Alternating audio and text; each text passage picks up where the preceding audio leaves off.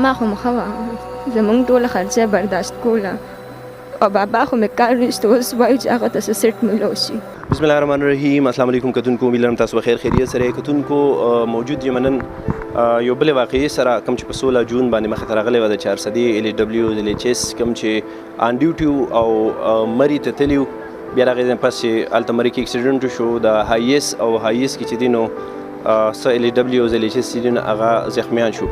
یو پکې وه فرهدیبه، هغه پکې شهیده شوه او واقعي د هغوی د خاندان لپاره دغه نه علاوه څونه LHS څونه LHWs دي د هغې دپاره او بلکې د هغې د کلي دپاره دا داسې یو غټ کردار و، یو بهترین کردار و، ځکه چې د هغوی هغه کوم علاقه وه، د هغوی چې کوم کلی دی، د هغوی چې کوم ماحول دی، د هغوی چې کوم ګاونډ دی، ټول پسې خفه وو. په هغه ورځ باندې بې انتهاره شو، بد حال و په کور کې، ځکه چې هغه د ټولو یو قسم همدردم وه. د ټولو به ورته ډاکټر هم وي، ټولو به ورته مور په حیثیت هم کتل. کم عمر و خو هغې چې کوم مینه محبت خپل خاندان له ورکړو، خپل خپلوان له ورکړو، خپل ګاونډ له، خپل کلي له، خپل چې کوم د LHS دي LHWs دي دوی سره کوم هغه الیک سلیک دعا سلام هر ټایم د هغې په مخ باندې خندا. ډېر ښه زموږ دغه خور وه چې کوم زموږ نه لاړه شهیده شوه، د هغې بچي ما سره دلته ولاړ دي، دوی سره به خبرې کوو. خو زه د LHS LHWs ډېر زیات شکریه ادا کوم په دې وجه باندې چې دوی د خپل اړخه د خپل جیب نه خپلو کې پیسې راجمع کړې. پیسې ډېرې کمې دي خو صرف د هغې د حوصله افزایۍ دپاره د بچو، بل هغې سره ودرېدو دپاره چې یاره موږ تاسو سره ولاړ یو، تاسو سره په هر غم کې شریک یو، په هر ځای کې تاسو سره به ولاړ یو. نو هغه پیسې چې دي هغه نن په دې پروګرام کې ورکړی شوې. دلته ما سره دا ورکوټ شان خورزه ولاړه ده، دوی سره خبرې اترې کومه. زویا ستاسو نوم څه دی او ستاسو امي باره کې څه وایي؟ جی زما عروج نوم دی او زما ما وفات شو، اوس هغه هیلت ورکره وه. نور سره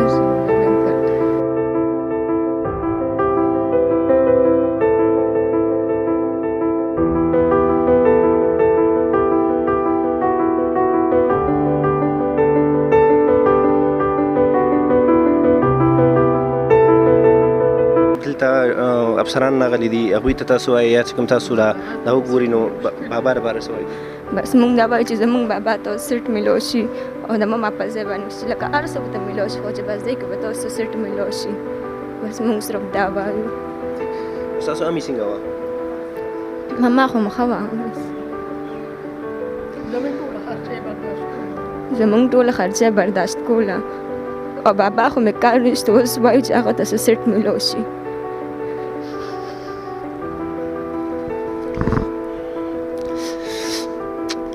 زویا ستاسو نوم دی؟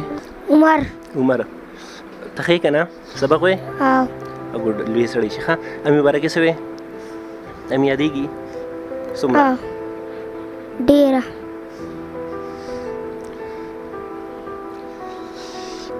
زویا ستاسو نوم دی؟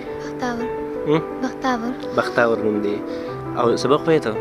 تراته وشاسې سویم کې؟ پورت کې. امي ته یادېږي؟ څنګه امي دی وه؟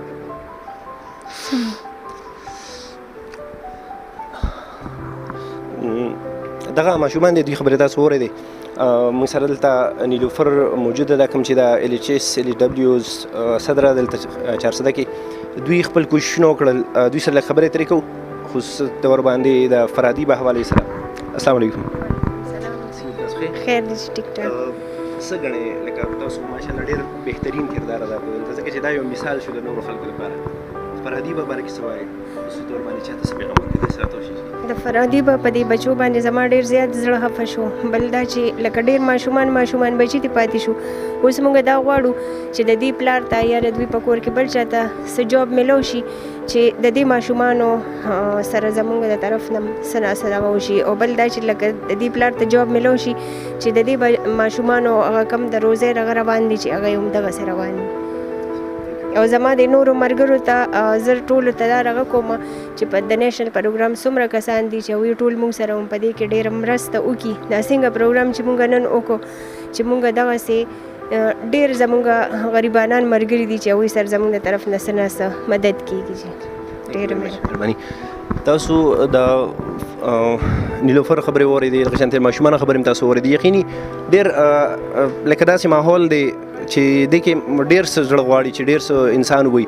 دا ماشومانو سره خبرې نه کېږي ځکه چې د دوی د کور چلولو واحد سهاره دغه مور وه او هغه ته یې الله تعالی واغشته.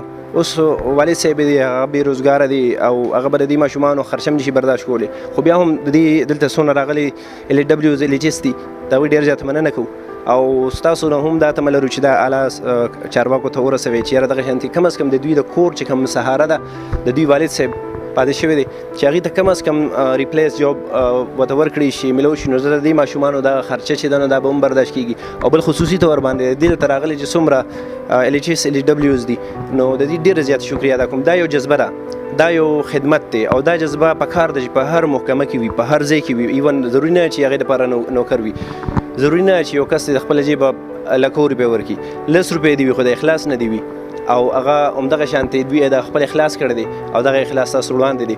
د دې لپاره چې دا پروګرام موږ ریکارډ کوو موږ وایو چې یاره دغه شانتې جذبه په هر انسان کې روچته شي او هر انسان چې دی نو دغه شانتې د کمزورو خلکو د مظلومانو یا د بېوسه خلکو چې دی نو مدد وکړي چې کوم ځای کې مې ښه د بد بریالي اوسئ. الویلا په امان.